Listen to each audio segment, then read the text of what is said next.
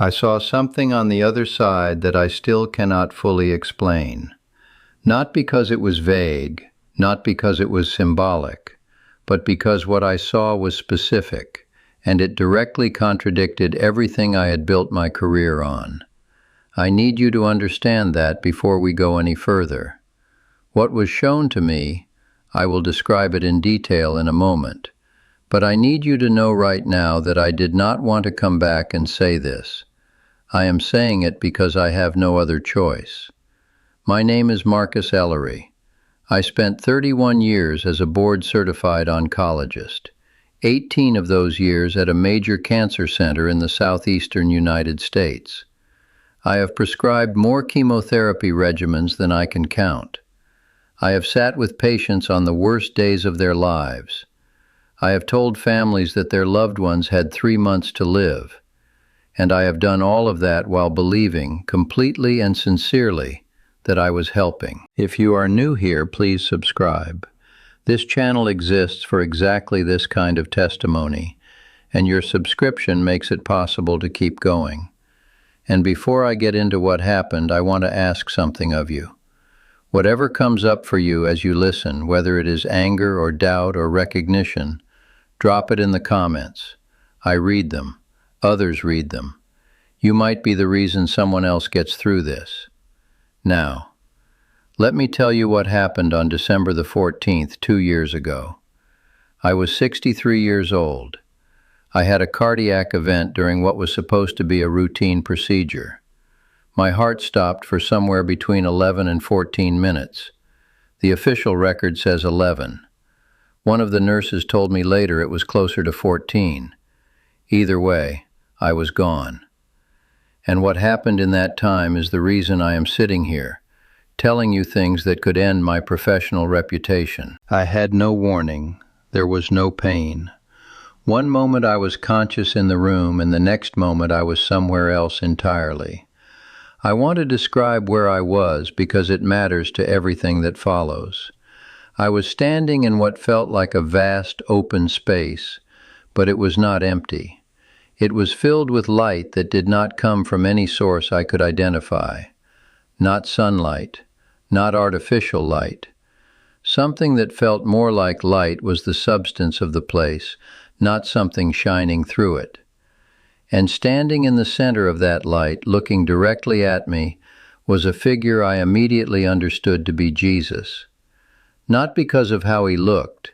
I will not try to describe his physical appearance because any description I give will sound like something from a painting, and what I saw was nothing like a painting. I knew who he was the way you know who a person is when you hear their voice on the phone. Not from a visual cue, from something deeper. He did not speak with words at first. He communicated through what I can only describe as direct knowing. A thought would appear in my understanding, complete and fully formed, as if it had always been there and I was just now noticing it. And the first thing he showed me was a room. This is the image I cannot get out of my mind. This is what has been living inside me for 2 years, waking me up at 3 in the morning, sitting with me at the dinner table, riding with me in the car. A single room, a hospital room, a patient lying in a bed, tubes running from a bag hanging on a pole into the patient's arm, and surrounding the bed, not visibly, but I could feel them the way you feel heat before you touch a stove, were the dying places. The parts of that person that were shutting down not because of the cancer, because of the treatment. He showed me the room, and then he showed me the same room again, and again, and again, hundreds of times, thousands of times. The same image repeating like a heartbeat, each time the patient different, but the scene identical. Different faces, different bodies, men, women, young, old, different cancers, same treatment, same result, same dying that was not supposed to be happening, same room. I am not telling you that all cancer treatment is wrong. I want to be precise here because precision is all I have left. What I was shown was not a blanket condemnation of medicine. It was something more targeted and more disturbing than that. What I was shown was a specific failure, a pattern that I recognized from my own practice. Patients who were already weakened, whose bodies were already struggling to sustain basic function, being given treatment protocols designed for a body at full physiological reserve. And the treatment was finishing what the cancer had started. I knew these patients, not the specific individuals in the vision, but I knew the clinical profile. I had treated people like them. I had looked at their numbers, their performance status scores, their renal function, their blood markers, and I had made the calculation that the potential benefit of treatment outweighed the risk. And most of the time, in most oncology offices in this country, that calculation is made with incomplete information and with pressure from families, from colleagues, from the institutional imperative to do something, pushing against the quieter clinical voice that sometimes says, "This person cannot survive what we are about to give them." And Jesus showed me that room, over and over. And the message embedded in that image, the knowing that came with it, was not accusatory toward me personally. It was not a condemnation. It was a grief. He was grieving those patients. He was showing me the grief because he wanted me to carry it back and do something with it. Let me stay with this image for a moment, because I think it is the center of everything. In oncology, we have a concept called performance status. It measures how well a patient can carry out ordinary daily activities. A score of 0 means fully functional. A score of 4 means completely disabled, unable to care for themselves. The critical zone, the place where the data starts to show that aggressive treatment causes more harm than the cancer itself, sits around a score of 3 or higher. Patients in that range who receive standard intensity chemotherapy have survival outcomes that are frequently worse than patients in that range who receive supportive care alone. This is not controversial in the literature. The studies are there. The data is there. What is controversial is the practice, because in actual clinical settings, patients with poor performance status routinely receive aggressive treatment, sometimes because they or their families insist on it, sometimes because the oncologist has not been able to have the honest conversation about what the numbers mean, sometimes because the system is structured to treat, and stepping back from treatment requires active resistance against that structure. Jesus showed me a room full of people in that zone, and he showed me that they were dying faster. Now, I know what some of you are thinking. This sounds like a doctor using a near-death experience to deliver a medical opinion, and I want to address that directly, because I have wrestled with it myself. I am not giving you medical advice. I am not telling you what to do about your treatment or your family member's treatment. I am not qualified to evaluate your individual case, and even if I were, this is not the place for that. What I am doing is telling you what I witnessed. The interpretation, the practical application, the conversation with your medical team, that is between you and them and God. What I can tell you is that when I came back, I could not continue practicing in the same way. I spent 6 months reviewing my case files. I went back through years of records. I looked at outcomes, and I found the pattern he had shown me. Not in every case, not even in most cases, but in enough cases to make me sick. Patients who were a 3 or a 4 on the performance scale, patients who had borderline organ function, patients whose bodies were already exhausted before we introduced cytotoxic drugs, and who deteriorated faster after treatment began than their baseline disease progression would have predicted. I am not the first physician to notice this. There is a body of research on what is sometimes called treatment-related mortality in advanced cancer populations. There are oncologists who have written about the ethical tension between the obligation to offer treatment and the obligation not to harm. This is not a secret. It is, however, a conversation that rarely happens in the exam room, in the format that patients need it to happen. Let me tell you about the decade I was shown. After the room, after the repeating image of the patients in their beds, Jesus moved through time with me. I do not know how else to describe it. We were not moving physically, but I was seeing something that felt like the next 10 years of the world as it relates to this specific issue. What I saw was a reckoning, not dramatic, not catastrophic in the obvious sense, but a slow, unavoidable surfacing of data and testimony and patient outcomes that would force a restructuring of how oncology handles treatment decisions at the end of the performance spectrum. I saw patients and families beginning to refuse aggressive treatment in higher numbers, not because they gave up hope, but because they had access to better information.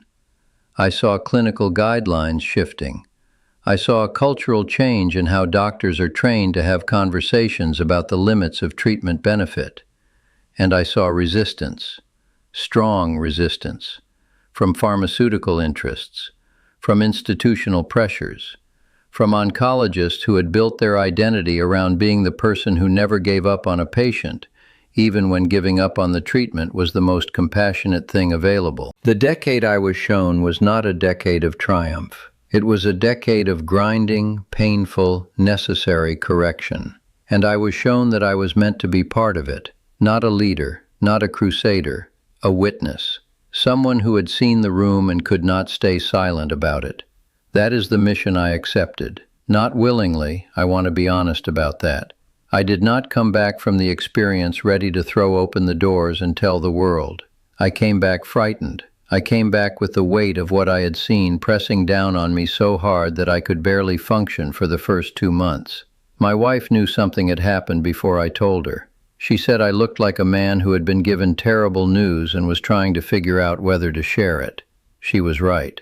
I was trying to figure out whether I had any right to share it, whether the vision was mine, or whether it was for other people. I heard something that answered that question. Not a voice, not another vision, just a clarity that arrived one morning while I was sitting in my kitchen with my coffee, watching the light come through the window. A clarity that said, "The harvest of silence is more deaths. If you know and you say nothing, the room continues to fill." I said yes to that clarity. That was the call I heard. The obstacle, and I will not pretend it has been easy, is this. I am a physician. I am bound by professional standards that make it complicated to speak publicly about clinical practice in ways that could be construed as medical claims. I have had conversations with colleagues who believe I have lost my mind. I have had a professional relationship or two that did not survive this. I have sat in rooms with people I respect deeply, who looked at me with a kind of concerned pity that was harder to take than outright dismissal. And I have had patients find me, I do not know how. Word moves in ways you cannot predict. Patients and their families who are sitting with treatment decisions, who have found my contact information somehow, who have written to me asking whether what I described in interviews applies to their situation. I cannot answer those questions individually, but I read every single one of them. And in those messages, I see the harvest that is being celebrated, even in the middle of the fight. Because people are starting to ask the question, the one that is too rarely asked in the oncology office. The question that is the hardest question, and also the most important one. Is this treatment actually going to help me? Or is it going to use up the time I have left? That question, when it is asked clearly and answered honestly, saves lives, not by preserving them indefinitely, but by preserving them with quality, by allowing people to spend their final weeks and months in ways that matter to them, rather than in hospital beds with tubes in their arms, feeling worse every day, on a treatment that was never going to change the outcome. Jesus showed me a room. He showed it to me thousands of times. And what I understood, standing in that light, was that he knew each of those people in that room, not as cases, not as treatment protocols, as individuals who had been loved since before they were born. And the grief in that image was not about death. Death was not the tragedy in what he showed me. The tragedy was the particular way those deaths were happening, the unnecessary suffering, the loss of coherent final weeks, the families who sat at those bedsides watching their loved ones deteriorate and being told this is the treatment working when it was not. He wanted me to see it. He wanted me to come back unable to unsee it. And that is what happened. I want to say something to the version of me that existed before December 14th of 2 years ago. The version who walked into the clinic every morning, confident in the protocols, certain that aggressive treatment was almost always the right answer, uncomfortable with conversations about limits because limits felt like abandonment. I want to tell that version, you were not a bad doctor. You were doing what you were trained to do, inside a system that rewarded doing and made not doing feel like failure. The grief that was shown to me was not directed at you. It was a grief shared with you, an invitation to see what the treatment numbers cannot show you, the cost in human terms. And I want to say something to every person watching this who is sitting with a cancer diagnosis right now, or sitting next to someone who has one. You have the right to ask your oncologist directly, given my current performance status, given the state of my kidneys, my liver, my blood counts, what does the data actually show about treatment benefit versus treatment-related decline for someone with my profile? Not what is possible. What does the data show for someone like me specifically at this point in the disease? That question is your right. The answer may still point to treatment. It very often does. I am not telling you not to treat. I am telling you to ask the question that makes the decision yours. The image Jesus showed me was not a death sentence for cancer treatment. It was a window. A specific window into a specific population of patients who are being failed by the way decisions get made in the gap between clinical data and clinical practice. He showed me that window because it can be changed. Not easily, not quickly, but it can be changed. And the first step in changing it is that the conversation has to happen between patients and doctors, between families and medical teams, between doctors and each other. I am having that conversation now. I am having it because I cannot do otherwise. I am having it because a man stood in light that was not light and showed me a room that will not stop repeating in my memory until enough people have seen what I have seen. The next 10 years will bring this into the open. I believe that with the same certainty, I believe I stood in that place and received what I received. The reckoning is coming. The data will accumulate. The patient voices will grow louder. The clinical guidelines will shift. And the doctors who had the courage to ask the hard questions early will be the ones standing in the middle of that reckoning saying, "We knew. We saw it. We tried to say something before it became undeniable. I am trying to say something now." If what I have described today has landed somewhere real for you, I want to hear about it. In the comments.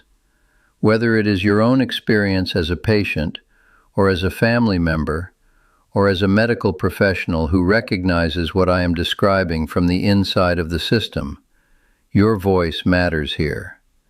Your experience is not just for you. And if you are new to this channel, please subscribe. This is the kind of testimony that this space was built for. Personal, specific, hard to say, impossible to stay silent about. There is more where this came from. Stay close. The room keeps appearing in my mind. I am learning to let it appear without it destroying me, because I think that is why it was given to me, not to break me, to keep me honest, to keep me saying what I saw, for as long as I need to say it.